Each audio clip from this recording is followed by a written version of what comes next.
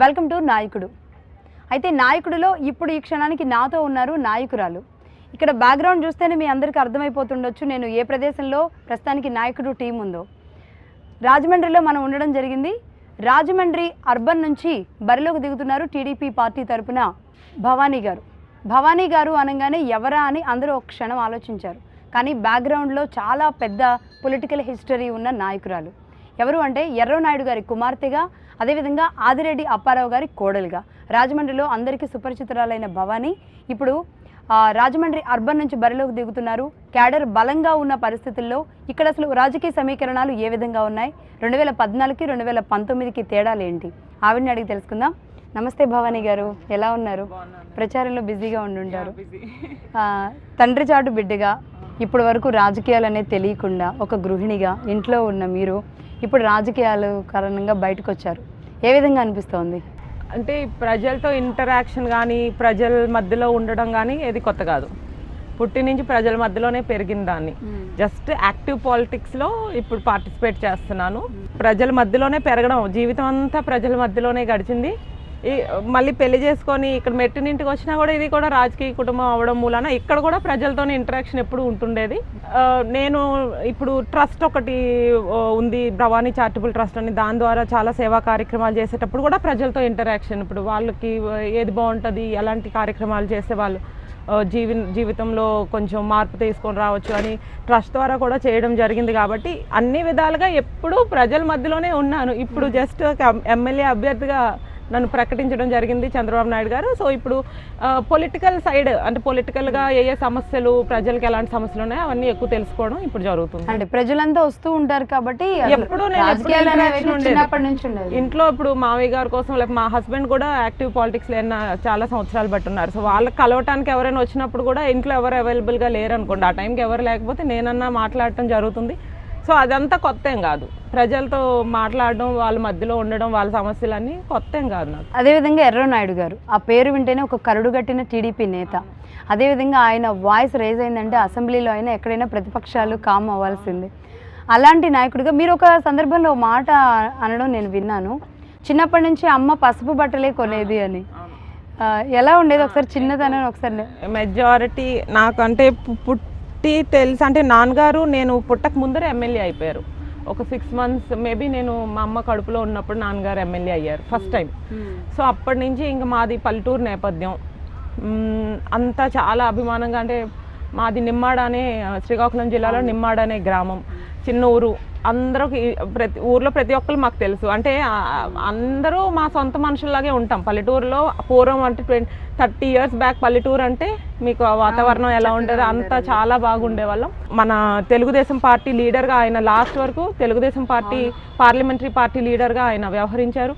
ఢిల్లీలో చాలా మంచి, అంటే మన ఆంధ్ర అనేసరికి ఢిల్లీ స్థాయిలో నాన్నగారే గుర్తొచ్చేవాళ్ళు. ఈవెన్ ఆయన యాక్సిడెంట్ జరగడానికి ముందు కూడా పార్టీ కార్యక్రమానికి అటెండ్ అయ్యారు. సో అదే ఆయన ఏమంటారు, ఆయన చెమట, ఆయన రక్తం అంతా కూడా ఆయన పార్టీకే పెట్టేశారనమాట. సో తుది శ్వాస వరకు కూడా ఆయన పార్టీకి సేవలు ఇవ్వడం జరిగింది. సో అలాంటి ఆయన బిడ్డగా, ఫస్ట్ ఆయన బిడ్డగా పుట్టడమే నేను ఏదో జన్మలో చేసుకున్న అదృష్టం. అంత మంచి వ్యక్తి, పెద్ద నాయకుడు అనే కంటే నేను ఒక మంచి వ్యక్తి, ప్రజలు అభిమానించే నాయకుడు బిడ్డగా పుట్టడమే ఒక నేను చేసుకునేది అదృష్టం అని నేను భావిస్తాను. వాసు గారు యాక్టివ్ పాలిటిక్స్లో ఉన్నారు, అప్పారావు గారు ఎమ్మెల్సీగా చేస్తున్నారు, మీ అత్తగారు కూడా ఇక్కడ మేయర్ చేశారు. బట్ అంటే ఎక్కడా కూడా మీకు అసలు విడదీయరని అందులోనే ఉన్నారు, అందులోనే ఉన్నాను. అందుకే ఇవాళ ఏది నాకు కొత్తగా అనిపించట్లేదు. అంటే ప్రత్యక్షంగా వచ్చినప్పుడు కొన్ని సమస్యలు అబ్జర్వ్ చేస్తున్నాను అన్నారు కదండి, ఎలాంటి సమస్యలు చూస్తున్నారు? అంటే ఇప్పుడు అనేక వార్డ్ లోపల చిన్న చిన్న సందులు కూడా ఉంటాయి, అందులో కూడా జనాలు నివసిస్తున్నారు.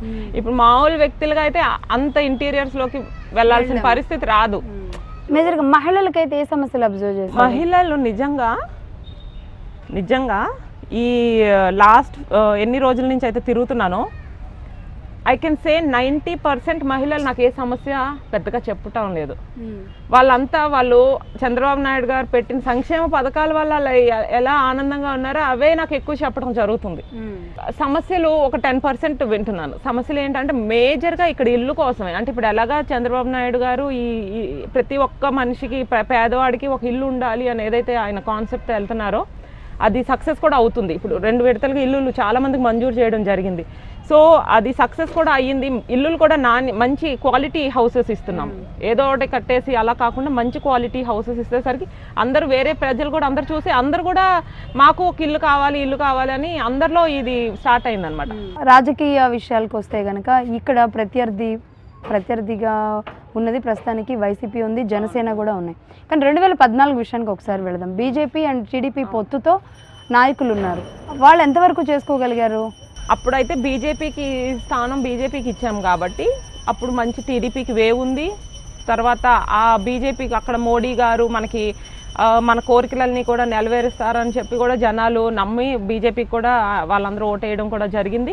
బాగా లాస్ట్ 3-4 ఇయర్స్గా ఇక్కడ టీడీపీ క్యాడర్ అంతా చాలా బాగా వర్క్ చేశారండి. వర్క్ చేసి ఈరోజు మళ్ళీ టీడీపీ మంచి పొజిషన్, ఇప్పుడు ఉన్న పార్టీస్ అన్నిటిలోకి టీడీపీ బెటర్ పొజిషన్లో పెట్టగలిగామంటే క్యాడర్ విపరీతంగా కష్టపడ్డారు లాస్ట్ ఫ్యూ ఇయర్స్లో. ఎందుకంటే బీజేపీ స్థానం నుంచి టీడీపీకి వచ్చేటప్పుడు కొంచెం ఇంబ్యాలెన్స్ ఉంటుంది. అదంతా లేకుండా క్యాడర్ చాలా కష్టపడ్డారు. 2014లోనే రాజమండ్రిని బీజేపీకి కేటాయించడం అనేది టీడీపీలో ఒక అసంతృప్తి అప్పుడే వచ్చింది. అవును, అప్పుడు ఉంది. మరి చాలా చోట్ల బీజేపీకి ఇచ్చిన స్థానాలన్నింటిలో ఎంతో కొంత అసంతృప్తి అయితే ఉండింది. ఎందుకంటే మన పార్టీ వాళ్ళకే టీడీపీ వాళ్ళకే అన్ని స్థానాలు వస్తాయని ఎక్స్పెక్ట్ చేసిన సడన్ గా బీజేపీ రావడం, కానీ గెలిపైతే పొందారు కదా. సో అందరూ అప్పుడు కలిసి మళ్ళీ ఇక్కడ నాయకులందరూ ఎలా ఉంటారంటే ఏదన్నా చిన్న మిస్అండర్స్టాండింగ్స్ ఉన్నా పార్టీ వచ్చినప్పటికీ పార్టీ ప్రయారిటీ, పార్టీ ఫస్ట్ అన్నమాట. అన్ని ఎలక్షన్ ముందు ఇంకా పార్టీయే నెగ్గాలి అన్న దానికి వచ్చేస్తాం అనమాట. అందరూ పార్టీ కోసం కృషి చేసే నాయకులే అందరూ. లక్కీగా రాజమండ్రి అందరూ పార్టీ కోసం కష్టపడే నాయకులే ఉన్నారు మాకు. ఓకే, మీరు వెళ్ళినప్పుడు ప్రజలు ఏం చెప్తున్నారు? బాగా అడుగు పెడతానో లేదో జనాలు హారతులు, ఇంకా ఏమంటారు, బొట్లు, హారతులు, గుమ్మడికాయ దిష్టులు, అంటే ఇట్లా అడుగు పెట్టంగానే ఇమ్మీడియట్ రెస్పాన్స్. ఇది ఏ వార్డుకి వెళ్ళినా ఏంటి రెస్పాన్స్ ఇలా అంత బాగుంది అంటే దీన్ని ఏంటంటే ఏదైతే ప్రభుత్వం సంక్షేమ కార్యక్రమాలు పెట్టడం జరిగిందో జనాల్లోకి బాగా వెళ్ళినాయి అనమాట. దీని అర్థం అదే. ఏంటంటే అర్బన్కి వచ్చేటప్పటికి ప్రభుత్వ పథకాలు డిఫరెంట్గా ఇక్కడ ఇంప్లిమెంట్ అవ్వాల్సిన అవసరం ఉంటుంది. లేదు, ఇప్పుడు మన ప్రభుత్వం అన్ని చోట్ల ఒకేలాగా, అర్బన్ రూరల్ అని ఏముండదు, ప్రభుత్వ పథకాలన్నీ ఒకేలాగా అమలు అవుతాయి. అర్హుడు ఎవరైనా అందరికీ ఒకేలాగా వాళ్ళ ఇప్పుడు ప్రయారిటీ. ఇప్పుడు పెన్షన్ ఉందంటే 60+ ఎవరున్నా వాళ్ళకి పెన్షన్. అలా దానికి సంబంధించి అందరి ఏ ఏరియాలో ఉన్నా వాళ్ళకి అందరికీ కూడా అన్ని లబ్ధిదారులు. ఇక్కడ నేనేం చూస్తున్నానంటే ప్రతి ఇంట్లో ఒక లబ్ధిదారులు ఉన్నాడు ఏదో ఒక రూపంలో, పెన్షన్ రూపంలోనో లేకపోతే ఇంకా డ్వాక్రా మహిళల రూపంలోనో ఏదో ఒక రూపంలో లబ్ధిదారుడు ప్రతి ఇంట్లో ఉన్నారు. సో అందుకే నేను ఏ ఇంటికి వెళ్ళినా అదే రెస్పాన్స్, పాజిటివ్ రెస్పాన్స్. అందులో ఎవరికైనా ఒక్కొక్కరు 100% పాజిటివ్ రెస్పాన్స్ ఎక్కడ ఉండదు. కాబట్టి కొన్ని సమస్యలు ఏర్పడినా మెజారిటీ 90% దాటి. మేజర్గా మీరు ఏం అబ్జర్వ్ చేశారు? సమస్యలు అంటారా? సమస్యలు ఇవే. ఎవరైనా ఒకరిద్దరికి పెన్షన్ సరిగ్గా రావట్లేదమ్మా అంటే ఏదో కొన్ని అవకతవకలు జరుగుంటాయి, వాళ్ళకి అందట్లేదని. మెజారిటీ 99% అందరికీ పెన్షన్ అందుతుంది, డ్వాక్రా మహిళలందరికీ వస్తుంది, చంద్రన్న బీమా కరెక్ట్గా అందుతుంది. ఎవరైనా సడన్గా చనిపోయినా ఏదైనా ప్రాబ్లం, హెల్త్ ప్రాబ్లం, చంద్రన్న బీమా వస్తుంది. చంద్రన్న పెళ్లి ఇక్కడ డ్వాక్రా మహిళలకు ఫుల్ అసలు మా మొత్తం రాజమండ్రిలో ఇంతమంది డ్వాక్రా మహిళలు ఉన్నారా అనిపిస్తుంది. వాళ్ళందరూ ఇప్పుడు April 11th ఎప్పుడు వస్తుందా, మా అన్న మా కోసం ఇంత చేస్తున్నాడు. అసలు డ్వాక్రా పెట్టిందే చంద్రబాబు నాయుడు గారు. అంతకుముందు లేడీస్ అసలు ఇళ్లలో నుంచి బయటకు వచ్చేవారు కాదు, ఏమి చేసేవారు కాదు, అందరూ గృహిణీల కింద అలా ఉండేవారు. అలాంటిది మహిళలకి కూడా ఒక అవకాశం ఇవ్వాలి, వాళ్ళకు కూడా ఆర్థికంగా పైకి తీసుకొని రావాలని ఆయన ఎప్పుడో చంద్రబాబు నాయుడు గారు డ్వాక్రా గ్రూప్ స్టార్ట్ చేశారు. ఇవాళ ఈ పసుపు కుంకుమ రూపంలో కూడా వాళ్ళకి ఆర్థికంగా నిలబెట్టినందుకు అసలు డ్వాక్రా సంఘాలు, డ్వాక్రా గ్రూప్ మహిళలు అయితే అసలు బ్రహ్మరథం పడుతున్నారు అనమాట.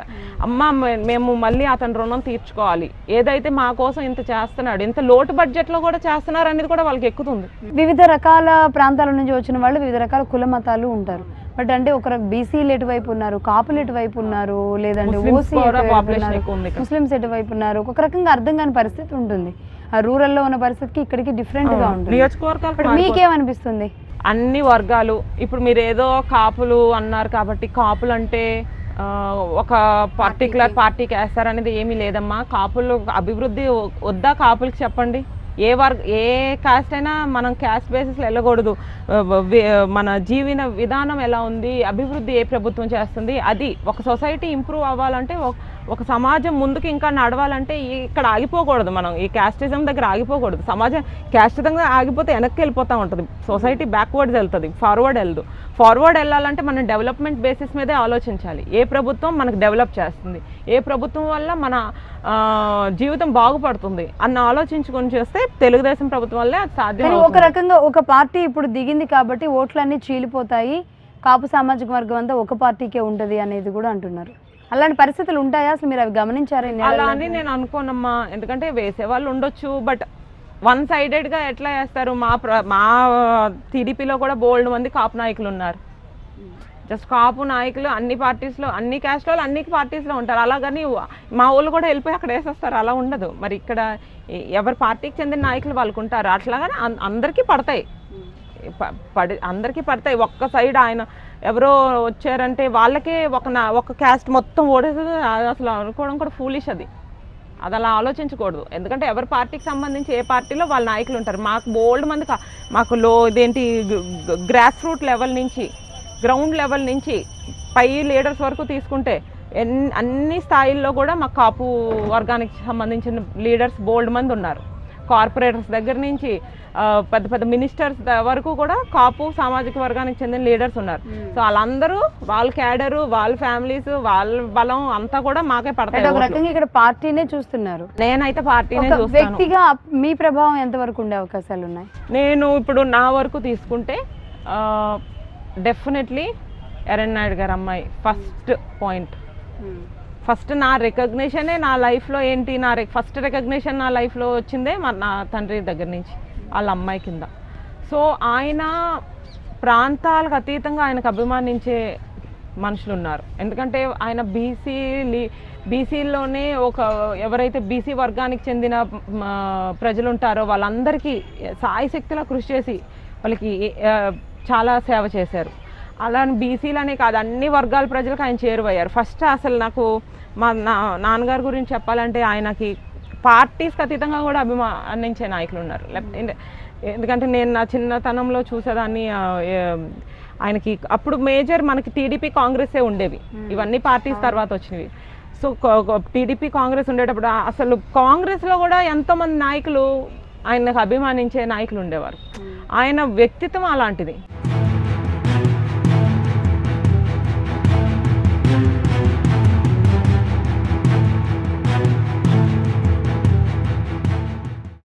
ఒక ఎమ్మెల్యే అభ్యర్థిగా మీ ప్రకటన చేసిన తర్వాత మీ నాన్నగారి పట్టణం దగ్గరికి వెళ్ళు, మీ నాన్నగారు ఏం చెప్పుకున్నారు? మా నాన్నగారు ఇప్పుడు నా గుండెల్లోనే ఉంటారు. అంటే సెపరేట్గా వెళ్ళి నేను ఒక ఫోటో ముందు మాట్లాడను. ఆయనకి నాకు ఆ కైండ్ ఆఫ్ ఇంకా కొనసాగుతుంది. ఆయన ఎప్పుడు నాలోనే ఉంటారు. నేను మామూలుగానే నా మనసులో ఏదున్నా ఆయన ఉన్నారు, నాలోనే ఉన్నారన్న నేనే భావిస్తాను. సో ఈ ఆపర్చునిటీ వచ్చిందంటే ఇది నేనేమనుకున్నానంటే ఇప్పుడు వచ్చిందంటే ఇది డెఫినెట్గా ప్రజలకి దీన్ని ఉపయోగించుకొని ప్రజలకి మంచి చేయాలి. సో ఇప్పుడు సడన్ నాకైతే పదవి మీద వ్యామోహం అయితే అస్సలు లేదు. ఎందుకంటే నా తండ్రి చాలా పెద్ద పెద్ద పదవులు కూడా ఆయన పార్టీ ద్వారా చాలా పెద్ద పదవులు చేశారు, అన్నీ చూశాను. సో ఇప్పుడు నాకు సడన్గా వచ్చేసి నేనేమి చంద్రబాబు నాయుడు గారికి అడగలేదు కూడా నాకు ఇవ్వండి అట్లాగా. సో ఆయన పిలిచి ఇచ్చారంటే ఒక అవకాశం మనకు దేవుడు కల్పించాడు చంద్రబాబు నాయుడు గారి రూపంలో. ఒక మెసేజ్ అనమాట, నాకు మీరు ప్రజలకి మంచి చేయండి అని నాకు దేవుడు సందేశం ఇచ్చాడేమో అని నేను ఫీల్ అయ్యి అలాగే తీసుకుని. మీరు అన్నారు ముందే ఇందాక అసలు ఎక్స్పెక్ట్ చేయలేదు అని, ఎప్పుడో అప్పుడు రావాల్సి వస్తుంది, ఇది నా బాధ్యత అవుద్దేమో అని అనుకున్నారా? అసలు అంత డీప్గా ఇప్పుడు వెళ్ళలేదు. ఎందుకంటే ఇప్పుడు మా హస్బెండ్ పాలిటిక్స్లో లేకపోయింటే ఆలోచించలేదాన్నేమో. ఆయన చేస్తున్నారు, ఆయనకు ప్రజలు ఆయన మీద చాలా అభిమానం చూపించారు. కానీ ఇక్కడ అంటే ఒక పార్టీకి ఒక టికెట్ ఇచ్చేటప్పుడు రకరకాల డైనమిక్స్ చూసుకుంటారు లీడర్స్. అంటే మహిళకి ఇవ్వాలా లేకపోతే అలా చాలా ఉంటాయి. సో ఆ పరంగా నాకు వచ్చింది. సో ఆల్రెడీ ఇంట్లో ఒక మెంబర్ దాంట్లో ఉన్నారు కాబట్టి నేను వస్తాను, నేను చేస్తాను అన్నదైతే. ఎర్రనాయుడు గారి ప్లేస్ని లోక్సభలో రామ్మోహన్ నాయుడు గారు రీప్లేస్ చేశారు. ఆ వాయిస్ కూడా అంతే గట్టిగా వినిపించారు. చూస్తున్నాం ఆయన స్పీచ్ మాట్లాడారు అంటే ఫ్యాన్ ఫాలోయింగ్ చాలా ఎక్కువైపోతుంది. ఇప్పుడు ఎమ్మెల్యేగా మీరు ఎర్రనాయుడు గారి ప్లేస్ని రీప్లేస్ చేయబోతున్నారు అసెంబ్లీలో? డెఫినెట్లీ రీప్లేస్మెంట్ నేను చేయదలుచుకోలేదండి. అంత కొంత ఆయన చేసిన దాంట్లో హాఫ్ చేయగలిగినా నేను ఐ విల్ బి సాటిస్ఫైడ్. ఒక రకంగా అవే పోలికలతో మీరు మళ్ళీ ఎర్రనాయుడు గారిని అంటే ఫస్ట్ నాకేంటంటే తండ్రి రూపము అంతా ఉండడం, ప్రజలు కూడా ఎవరు నేను బయటకి ఇప్పుడు వెళ్తే అందరూ మా సేమ్ మీ నాన్నగారు లాగా ఉన్నారు. అదే ఫస్ట్ థింగ్ నాకు ఎక్కడికి వెళ్ళినా ఫస్ట్ వినపడేది అదే. సో తండ్రిలాగా ఉండడం నా అదృష్టం. అది ప్రజలు ఇమ్మీడియట్గా కనెక్ట్ అవుతున్నారు. అంటే మాకు శ్రీకాకుళం జిల్లా ప్రజలు ఇంకా ఎక్కువ అంటారు, బట్ అంటే సేమ్ నాన్నగారు లాగా ఉన్నాం. ఇక అక్కడ వాళ్ళు మర్చిపోరు కాబట్టి అక్కడ ఉండే. బట్ ఆ వేరియేషన్ ఏమైనా కనబడుతుందా? రాజమండ్రి అనేది అప్పటికి ఇక్కడ గుర్తించకపోవడం లేదా? లేదు, అంటే ఇక్కడ మా ఇన్లాస్ సైడ్ చేసిన సేవ అంతా కూడా ఉంటుంది కదా. నాన్నగారికి ఇక్కడ చాలా మంది అభిమానించే ప్రజలు ఉంటారు. వాళ్ళతో పాటు మరి ఎప్పుడు మా మామయ్య గారు ఆల్మోస్ట్ 20 years నుంచి రాజకీయాల్లో ఉన్నారు. మేయర్ చేసాం, ఎమ్మెల్సీ చేసాం, మా ట్రస్ట్ ద్వారా చాలా కార్యక్రమాలు చేసి ఇక రాజమండ్రి ప్రజలకు అందరికీ మా ఫ్యామిలీ ఏంటో తెలుసు. నేను కొత్త అవ్వచ్చు, ఇప్పుడు మా ఫ్యామిలీ ఇమేజ్ ఇక్కడ ఆదిరెడ్డి అప్పారావు గారు అనేది పరిచయం అందరికీ ఇక్కడ. సో రెండు ఇప్పుడు నాకు రెండు, ఆయన కూతురుగా ఈయన కోడలుగా ప్రజలు బాగా యాక్సెప్ట్ చేస్తున్నారు. అందులో ఏమి ఎవరో ప్రజలు ఇది తేడాగా ఉన్నారు అనేది ఏం లేదు, అందరూ యాక్సెప్ట్ చేస్తున్నారు. వాళ్ళు చూపించే అభిమానంకి ఇప్పుడు నేను ఏ విధంగా వాళ్ళంత అభిమానం చూపిస్తున్నారు కాబట్టి అదే విధంగా వాళ్ళకి మంచి పనులు చేయాలనే ఉద్దేశంతో నేను ఉన్నాను. అదే రాజమండ్రి కాకుండా ఇంకా శ్రీకాకుళం అయితే ఇంకెలా ఉండేది అనుకుంటున్నారు మీరు? ఏదో మనసులో ఉంది కదా? లేదు లేదు, దేవుడు ఏది ఇస్తే తీసుకోవాలి, ఏది కూడా అతిగా ఏది ఊహించుకోకూడదు. మన జీవితం అలా వెళ్తూ ఉంటుంది. దేవుడు, నేను బాగా అది నమ్ముతానమ్మా. అంటే చాలామంది నమ్మవచ్చు, నమ్మకపోవచ్చు. నేనైతే నా లైఫ్లో ఎలా నడుస్తున్నా మనకి ఒక భగవంతుడు ఒక ఆశీస్సుల వల్ల అలా నడుస్తూ ఉంటుంది అని అనిపిస్తుంది. ఈ రాజమండ్రి ప్రజలకి నాకు సేవ చేయాలని ఉందేమో నా దీంట్లో. ఇక్కడ ప్రజలకి నేను సేవలు అందించాలని రాసి పెట్టుందేమో. ఇక్కడికి వచ్చాను, ఇక్కడ పెళ్లి చేసుకున్నాను, ఈరోజు అవకాశం వచ్చింది. వీళ్ళందరూ రేపు నన్ను గెలిపిస్తే ఇక్కడ ప్రజలకి నేను తప్పకుండా తిరిగి సేవ చేసుకునే భాగ్యం వాళ్ళు నాకు కల్పిస్తున్నారు. నేనేదో గొప్ప కాదు, ఇప్పుడు ప్రజలు నాకు అదృష్టం కల్పిస్తున్నారు. అందరికీ సేవ చేయాలనే రాజకీయాల్లో రావాలనే ఉంటుంది. నాకు ఇప్పుడు అవకాశం వచ్చింది, వీళ్ళందరూ నాకు గెలిపిస్తే నేను అది అదృష్టంగా, వీళ్ళు నాకు కల్పించిన, ప్రజలు కల్పించిన అదృష్టంగా నేను భావిస్తాను. సేవ చేసుకునే అదృష్టం నాకు వచ్చింది. మీ తమ్ముడు రామ్మోహన్ నాయుడు ఆయన ప్రత్యేక హోదా విషయంలో మాట్లాడిన తీరు అప్పుడు మీకు ఏమనిపించింది? వెరీ ప్రౌడ్, చాలా గర్వపడతాను ఎప్పుడు తన గురించి. ఎందుకంటే మమ్మల్ని ఎప్పుడూ రాజకీయాలకు దూరంగా పెంచారు. ఫస్ట్ పాయింట్ ఏంటంటే రాజకీయాలకు దూరంగా పెంచారు, నేర్పలేదు ఈ విధంగా రాజకీయాలు చేయాలని మమ్మల్ని ఎప్పుడు నేర్పలేదు. పైగా అబ్బాయి ఎప్పుడైతే రాజకీయాల్లోకి వచ్చాడో దాని ముందర 10 years కూడా యుఎస్లోనే ఉన్నాడు, చదువులు అన్ని మూలాన. ఇప్పుడు మీకు ఈ టికెట్ ఇవ్వడం పట్ల రామ్మోహన్ నాయుడు ఏమంటున్నారు? ఆనందంగానే ఉన్నాడు. అంటే నేను తనకి ఎలా అనుకున్నాను, కోపప్ ఎలా అవుతాడో, ఒక సోదరుడిగా నేను భయపడ్డాను. ఇంత పెద్ద political life is not easy. ఎప్పుడు అందుబాటులో, ప్రజలకి కోసం అందుబాటులో ఉండాలి. సడన్ గా ఎలా కోపప్ అవుతాడని అదే విధంగా తను కూడా ఇప్పుడు నా పట్ల నేనేదో నా లైఫ్ లో అలా ఉండేదాన్ని. సో ఈ పొలిటికల్ ఇబ్బంది అనిపిస్తుందా ఇంటిని ఇటు రాజకీయాలు? ఈజీ అయితే కాదమ్మా. నాకు 8 years బాబు ఉన్నాడు, ఎప్పుడు బాబే నా లోకము. అలాంటిది ఇప్పుడు రోజులో ఫ్యూ అవర్సే నేను మీట్ అవ్వగలుగుతున్నాను తనకి. సో అలాంటివన్నీ ఉంటాయి. ఇప్పుడు ఈ రెండు బ్యాలెన్స్ చేసుకోవడానికి కొంచెం ఇప్పుడే కదా వచ్చాను, కొంచెం సమయంలో ట్రై చేస్తా బ్యాలెన్స్ చేయడానికి. ఇంటికి వచ్చే వాళ్ళకి మర్యాదలు ఇవన్నీ నేను చూసుకునేదాన్ని, ఎవరింటికి వచ్చినా అంతా. సో ఇప్పుడు నేను ఇంట్లోనే పుట్టింటి గుర్తింపు, ఇప్పుడు మెట్టింటి బాధ్యత, పార్టీ పెట్టిన బరువు, అన్ని అదే.